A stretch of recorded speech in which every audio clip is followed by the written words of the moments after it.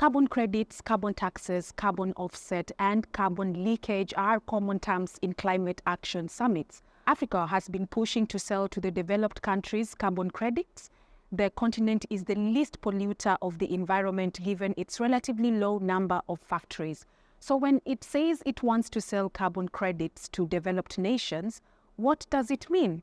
First, let me define carbon. It is the short form for carbon dioxide, a gas that reduces the Earth's ability to cool itself. The burning of fossil fuels such as coal, petrol, oil, and gas results in the generation of carbon dioxide.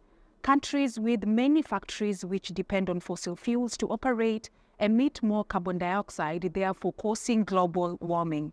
Global warming leads to drought, flooding, sea level rise, heat waves, and change in rainfall pattern. Countries in Europe, Asia, and America lead in carbon emission globally.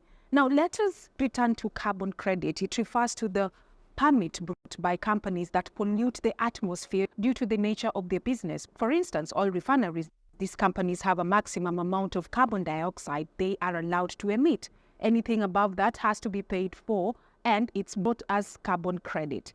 A single credit, which is sold for between 40 and 80 US dollars, allows for the emission of 1 extra ton of carbon dioxide.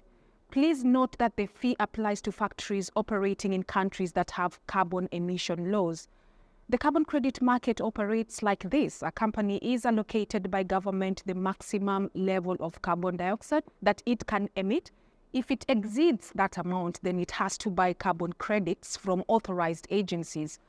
For carbon offset, there are companies that, by the nature of their operations, remove carbon dioxide from the atmosphere. For instance, companies that grow trees for sale. Studies show that in 1 year, a mature tree absorbs nearly 22 kilograms of carbon dioxide from the air.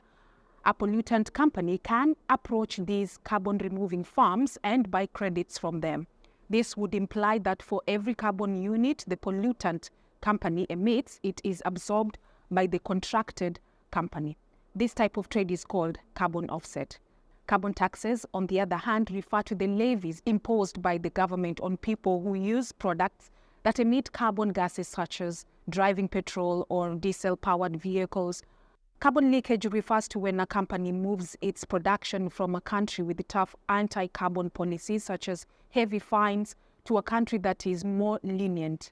So when Africa says it is selling carbon credits, it simply means that it is using its vast natural resources, such as forests, among others, to absorb harmful gases emitted by industries outside the continent in exchange for payment.